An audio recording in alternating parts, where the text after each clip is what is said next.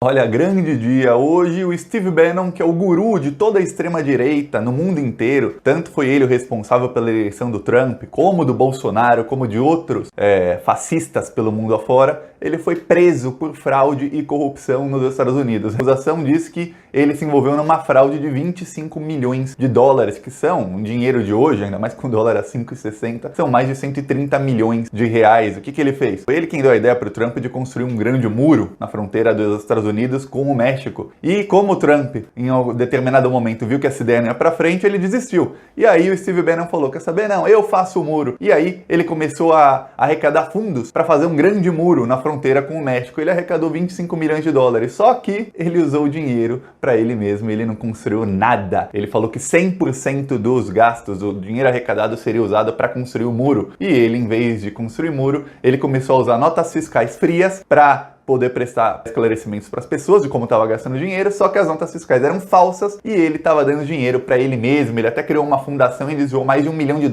desse dinheiro. O Steve Bannon, muita gente não sabe, ele também prestou assessoria para a campanha do Jair Bolsonaro. E todo o esquema de redes sociais e de fake news que o Bolsonaro montou foi ideia do Steve Bannon. Então, nos Estados Unidos, no Brasil, aí esse esquema está sendo utilizado na Polônia, na Hungria, em Israel, em vários países africanos, em vários países asiáticos e também na Europa pela extrema-direita. Todos estão ligados ao Steve Bannon. O desespero de Bolsonaro vai aumentar, porque o Bolsonaro ainda tem contatos com o Steve Bannon. Tem fotos do Jair Bolsonaro com o Steve Bannon, do filho dele com o Steve Bannon. Inclusive, logo que o Bolsonaro foi eleito, logo foi em março do ano passado, se eu não me engano, um dos primeiros meses do governo dele, ele foi aos Estados Unidos e fez um jantar em que estava Olavo de Carvalho, que ficou sentado ao lado do Bolsonaro, e Steve Bannon, que ficou sentado em frente ao Bolsonaro. O bolsonarismo depende muito de Steve Bannon, então a coisa tá feia.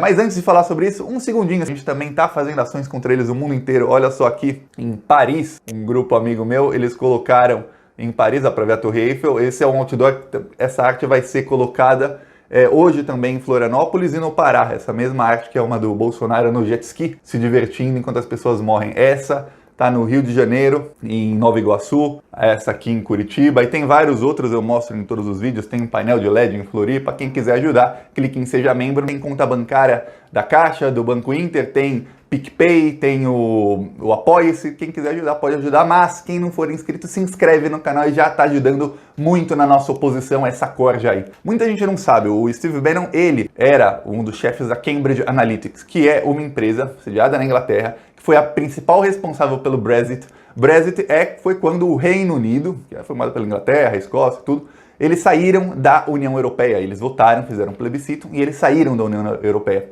A maioria da população já se arrependeu disso. Logo no dia seguinte ao plebiscito, eles já tinham se arrependido. É uma coisa incrível. Por quê? Foi uma campanha muito bem feita por redes sociais, em que principalmente nas 48 horas antes do plebiscito, eles começaram a disparar fake news e disparar notícias fazendo com que a população tivesse medo de votar contra. Então, todo mundo começou a votar a favor. Começaram a falar que os estrangeiros iam invadir a Inglaterra, iam roubar os empregos deles, que os muçulmanos, eles têm muito lá, não sei qual é a palavra, muçulmanofobia. Tem muito medo dos muçulmanos virem lá, porque alguns são tidos como terroristas. Aí aprovaram o Brexit e logo no dia seguinte a população já tinha se arrependido. Inclusive, várias pesquisas saíram que se fizessem o mesmo plebiscito, foi num domingo, se fizesse o mesmo plebiscito na segunda, o resultado seria completamente diferente, que a maioria das pessoas percebeu o erro ainda no mesmo dia ou logo no dia seguinte, só para ver como é que eles manipulam a opinião pública. Eles conseguiram eleger o Boris Johnson, que é um líder de extrema-direita lá. Ele não é tão radical quanto o Bolsonaro e Trump, mas ele também é um radical, ele também é um xenófobo, ele odeia os estrangeiros, tem um discurso de ódio aos estrangeiros, e aí ele foi eleito lá.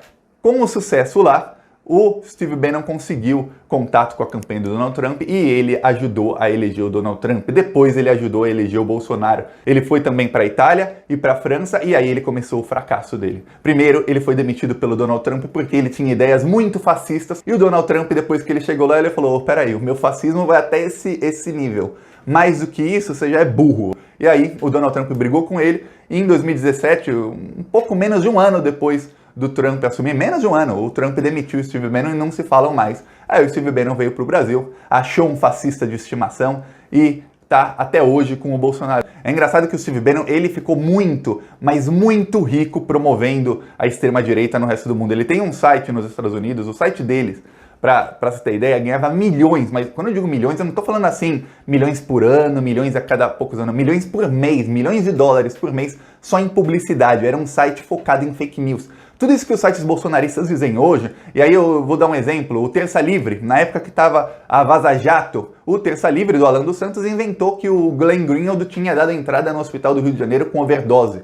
Quer dizer, na mesma notícia já falou, o Glenn pode estar morrendo e o Glenn é viciado em cocaína e é um descontrolado, teve até overdose. Eles inventaram isso na época. Vai pagar, é claro, foi processado e vai ter que pagar indenização. Eles também inventam outras fake news.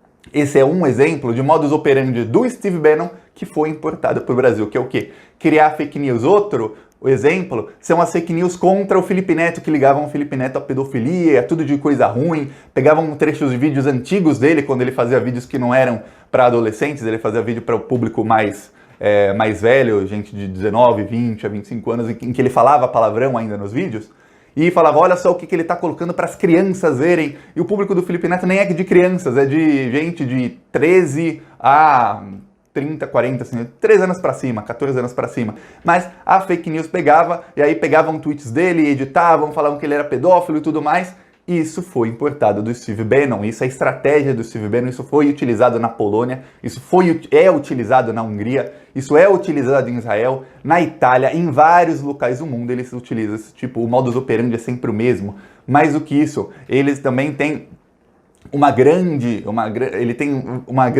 capacidade de análise de dados. Eles pegam dados. Nos Estados Unidos, eles pegavam dados do Facebook direto, compravam dados do Facebook, então o Facebook ajudou diretamente a eleger o Donald Trump, e aí com dados das pessoas, tudo que você curte no Facebook, tudo que você comenta, o computador consegue ler os comentários e interpretar mais ou menos o que você quer dizer, eles conseguiam, por computador, interpretar as coisas que você gosta e as coisas que você não gosta. E aí, a partir das coisas que movem sentimentos em você, emoções, que te despertam emoções, eles conseguiam manipular. E a manipulação só funciona quando você não sabe que está sendo manipulado. Então aí era perfeito, ele via, pô, esse cara ele tem alguma tendência por todas as curtidas, páginas que ele curte no Facebook e tudo mais, um computador analisava o que essa pessoa gosta e falava, pô, esse cara tem tendência a ser racista. Ele não é, mas ele tem tendência a ser. Vamos fazer ele ser? Vamos. Então começavam a colocar anúncios no Facebook. Tem muita gente que diz, Thiago, comigo jamais funcionaria, eu tenho adblock. Não, os anúncios dentro do Facebook e do Twitter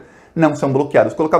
Começava a colocar anúncios que faziam pouco a pouco aquele cara que tinha alguma tendência para ser racista virar muito racista e ver o movimento negro como um grande problema. E aí, nesse momento, eles começavam a colocar o Donald Trump como herói disso e falas do Donald Trump contra isso. O cara falava, esse cara é o meu herói, eu vou votar nesse cara.